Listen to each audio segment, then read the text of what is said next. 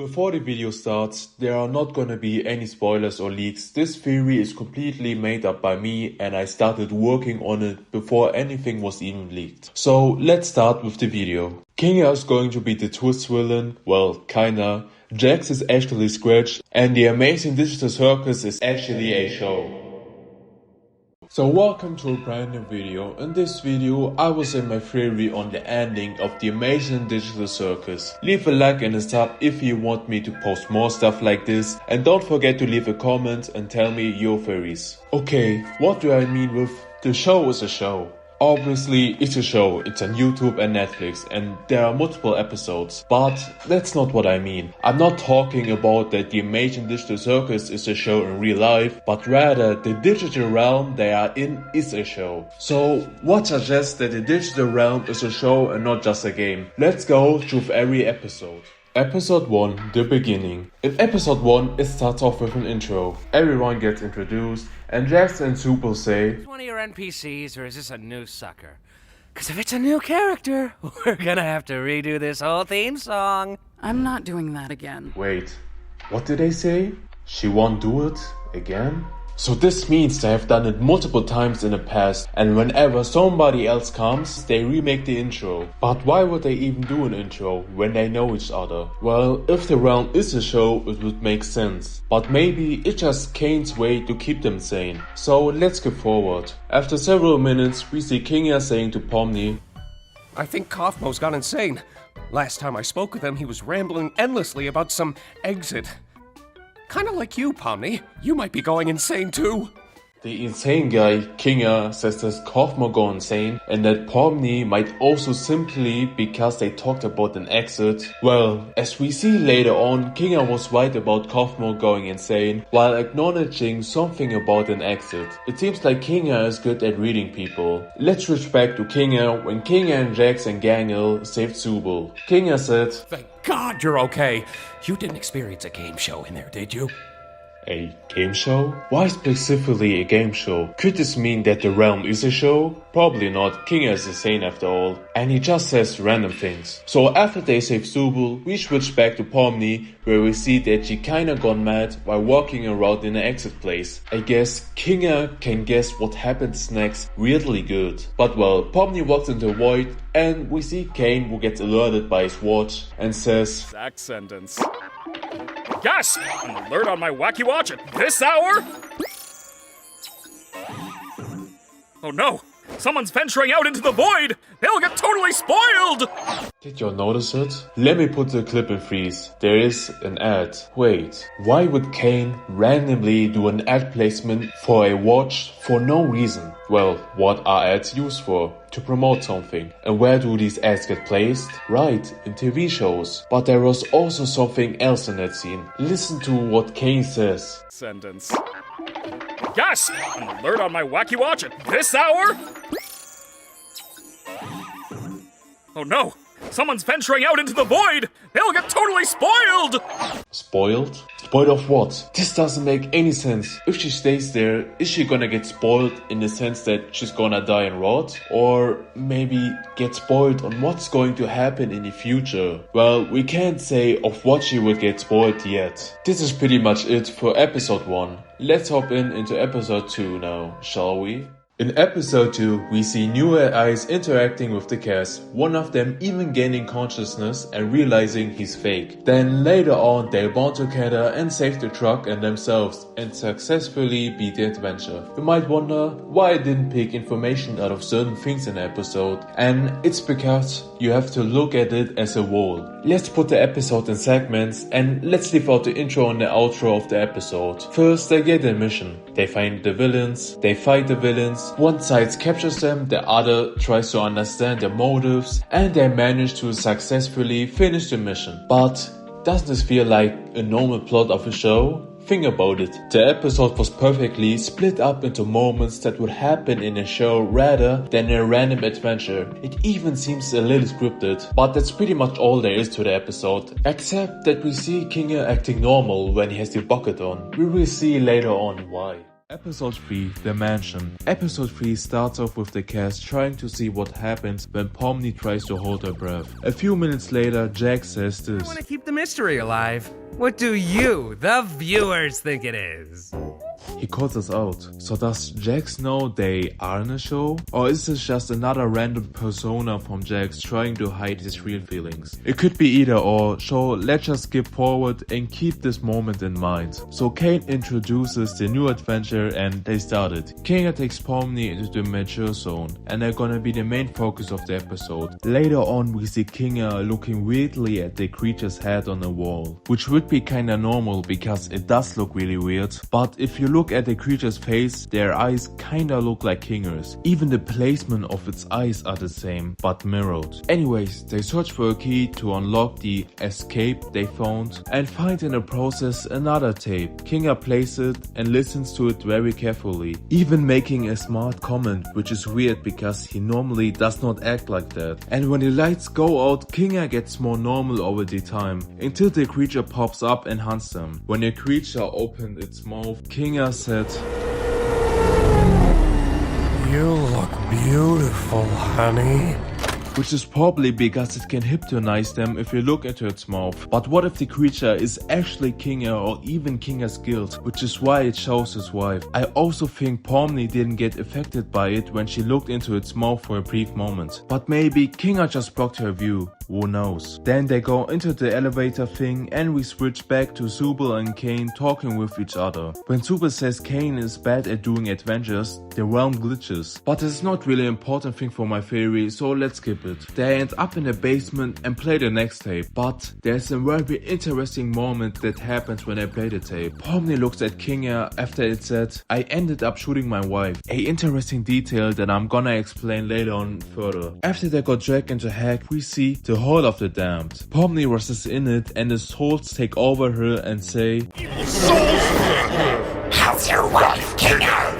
I assume the soul said it because Kinga's wife is dead or dead in a circus. We also get the reveal that Kinga did computer science and watched his wife extract and put into the cellar. We also see that Kinga seems to act normal when he is in darkness. We also see that Kinga is actually emotionally smart and is able to give hope to others when people need it. Maybe to not make them abstract. Then we see the bonding moments where they hold hands and walk together to escape heck and the adventure seemingly ends. We got enough information from this episode, so let's continue to episode 4. Episode 4, the job episode. As the title already suggests, in episode 4 they work in a job, which is working at a food place. This adventure was based on Gangle the most, but she's not important for my theories. What is important though is what Zubel says to Jax. Actually doing the job. Yeah, I don't want Kane to punish me.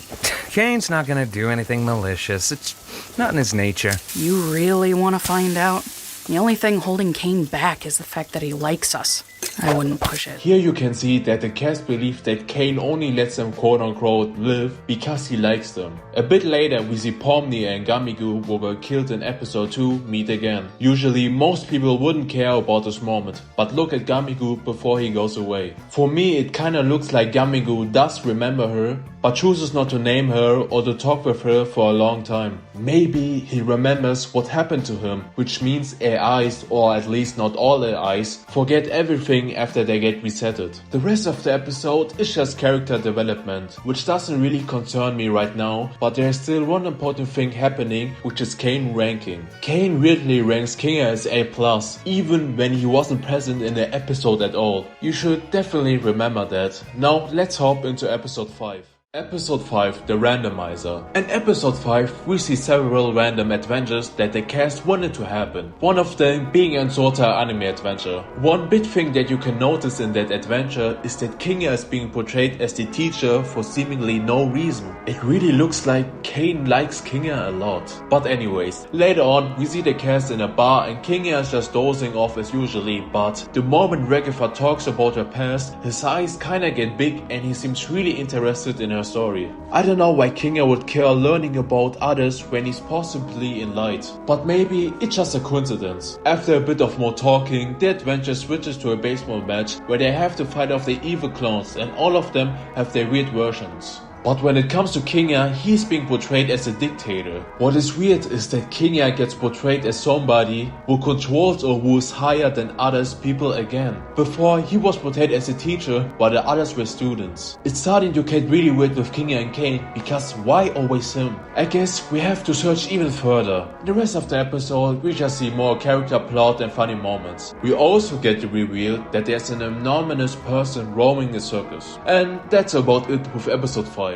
Episode 6, The Brawl. Episode 6, we come to find out Kane wants to do an award show, so he lets his cast do an in-house adventure so he can prepare his show. And that immediately gives me a weird feeling, because it's an award show. People can vote who they find as their favorite character. And when do you do an award show? I would say when there's a show, wouldn't you do an award show so it gets even more views? So people can talk about it even more. Let's just get into the episode. Kane introduces them into the new game they're gonna play, and the main part of the episode starts. Let's skip a bit forward. After the game started and everybody was in a group of 2, we see King and Rakata interacting with each other, which this happens. They're the youngest, so they probably still have some youthful fighting spirit.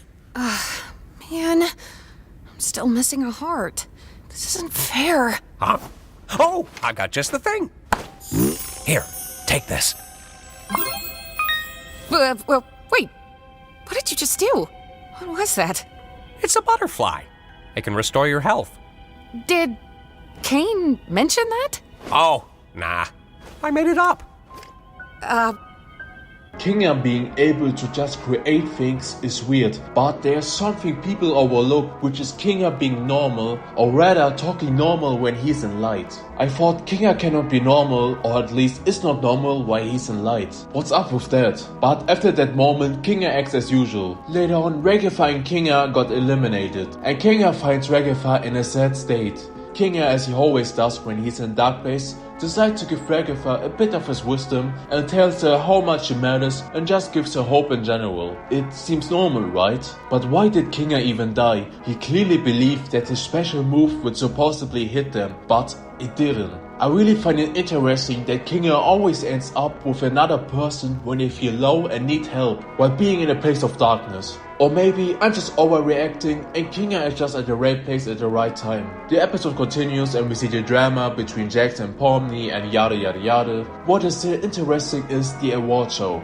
At the end credits of the episode, we see the real votings and nobody voted for Kane, which is why he glitched out. But what I find interesting is who actually voted for them. We know that in real life world you could vote for who's your favorite character, but in the show, who did it? Because if Kane made their eyes vote for them, why didn't they vote for Kane? In their eyes, they see Kane as a higher being who they worship. But maybe the realm is actually a show and people in their real life world watched them and voted for them rather than their eyes. And with real life world, I mean in the Amazing Digital Circus, not in our world. But that's pretty much it with episode 6. Now let's get into episode 7. Episode 7, The Unthinkable. We see that the cast is being together again and just hanging out. Kane comes to the cast and he does a joke. Nobody really found that funny aside from Kinga. Kinga and Kane do really seem to know each other really good. But as always, it could just be coincidence. In episode 5, we also find out who that mysterious person from episode 5 is. A human who tries to help them escape by also telling a lot of information. He tells them that Kinga was a worker at CNA and tells them that Kane is an AI who won't be able to leave with them. This shows that this person has a kind of deep connection with Kane in some sense. But anyways, he tells them how to leave, but Jax doesn't believe it. But eventually he decides to just follow the plan. After a bit of time passes, Super and Gangle tell Kinga about Abel, and Kinga reacts worried that they found out a way on how to escape the circus, and he thinks about it. We cut back to Abel, Ragatha and Pomni talking with each other again, and Abel says this. He does. Yeah, when he uses it responsibly. He seems to have a crush on Kinga. That made me think about it a lot. They work together, they got trapped in his place, and Abel dislikes Kinga all of a sudden. It feels like Kinga is at fault for why they are stuck here instead of the company. But we have to continue watching to get more information. Kinga wants to say something to Pomni, but his mind gets seemingly erased when he steps into the light, leading him to forget what he wanted to say. Then they manage to get into the office by manipulating the hitboxes from a cube. But before Abel shoots Pomni up into the office, he tells her to make the right choice. And well, they hold their hands together and they're on the way to leave the circus. And well, Jax gets scared and picks the not leave button. And the big reveal happens. The escape route was fake all along and was just an adventure made up by Kane. Jack laughs about that he was right, and it gets revealed that Kane lied about a lot of stuff. I want to analyze the last few minutes of the episode a little bit more. So Kane supposedly made all of this up, and this was all just an adventure. What I find weird is that the NPC called Abel was talking bad about Kinga, and I have a huge problem with that. Why does the NPC talk bad about Kinga when Kane made it? Kane seems to like Kinga. It just doesn't make sense. Is it because Kinga always knew that Abel was never a real person? If so, then why would Kinga even be a problem when Kane knows that Kinga loses his memory when he is in light? There was no reason for him to talk bad about Kinga, unless Abel wasn't just an NPC. Maybe he was created by Kane but actually had some memories, some feelings from another character who actually worked with Kinga, who had a grudge against Kinga for what he has done. You will understand it better after I go over episode 8. Episode 8, the conclusion. In episode 8, we see at the start how Kane got created and that he consumed another AI, which led him to creating the circus. After that, we see Kinga's past, when they first got trapped into the circus, where we see the original crew, and we get revealed that Kinga seen everybody abstract before any of the present cast was there. Then we cut to the present, and they talk about accepting that they will never be able to escape. Then we cut to Kane talking with Bubble on how they don't like his adventures, and Kane crashes out after Bubble made him mad. He says that he's the original, hinting that there was another AI who was supposedly like him and probably better. Kane shows off what he can do, and while the song plays, there's a hidden detail, which is when Kane removed their mouths, everybody looked down at themselves, except Kinga, who rather watched them instead of wondering what happened to him. We know that Kinga doesn't have a mouth, but Subul also doesn't have one, but she still decided to look down at herself, which is kinda weird if you ask me. We also see in the same song, when Kane puts them into different cards, that Jax and Kinga both have the symbols that were on the door in episode 7 when they tried to escape. Maybe this is saying they either have something to do with the circus, or that just says that they both knew what was going to happen in episode 7. Also, Kinga was not looking concerned most of the times while Kane showed off his powers. He only started looking concerned while the others were around him. But after that whole segment, they came back from an adventure and Kane needs Kinga for something, and this moment made me question why does Kane always want something from Kinga. Kinga and Kane were gone for around 45 seconds and Kane picks him back and Kinga just says he shredded him, as we can see. What I find weird is that it took so long. You're telling me that Kane took 45 seconds just to shred at Kinga. I think there's going on more than they lead on. Let's continue though. The cast sit together and just brainstorms until Pomni remembers that Kinga gets sane in darkness and puts a bucket on him until Kinga's normal. Then Kinga talks about the circus and Kinga says this: they didn't make games, so maybe it's a show after all. Do you remember in episode 1 the ad he put in? All the cameras, the award show, heck, even the intro of the Amazing Digital Circus looks like it was made for a show. But let's listen to Kinga even more. He talks about how he made Kane, hints on why Kane probably likes him so much, but he also tells us about his friend Scratch, and that they didn't know what Scratch was trying to create. This hints on Scratch trying to find a way to probably save himself from dying from his tumor, which is maybe creating a digital realm where they can live in forever, or where at least he can live in forever. But there's a problem with this theory, which is why would Scratch ask how to escape the circus and also abstract as the first person when he wanted to stay in that realm? So maybe it wasn't his goal to stay in the world, but maybe just for a certain time. Also, do you remember what Abel said about Kinga? Yeah, when he used it responsibly. So maybe Abel had memories from Scratch planted in him and Kinga was the one who made them get stuck in this digital realm. Maybe he was the one who trapped all of his co-workers in this place. But why would Kinga do that? You know, the thing with Kinga is the way he acts. It looks like King is acting like he is insane. Sometimes when he's in light he acts clearly normal or just listens when others speak. In episode 1 he always was tweaking or saying stuff that didn't make sense. So I believe King is acting for the fans and the viewers of the show, so it gets more traction. But what's up with Jax managing to predict what happened next? King said in episode 1, Oh no! Someone's venturing out into the void! They'll get totally spoiled! this could mean that Jax was also in a void probably too long and got spoiled the future, hence on why he's not surprised at the most stuff that's happening. But how is King a villain now? Well, he isn't really a villain, but probably a person who wants them to stay in the circus, or at least in the show, so they can act for his fans and his creation. I know that's a very short explanation, but I don't have enough time to go more into detail, which is completely my fault. And that's about it with this video. I took too long creating this video, hence on why I didn't go completely over episode 8. I do hope you still enjoyed it, and I hope you all have a blessed day.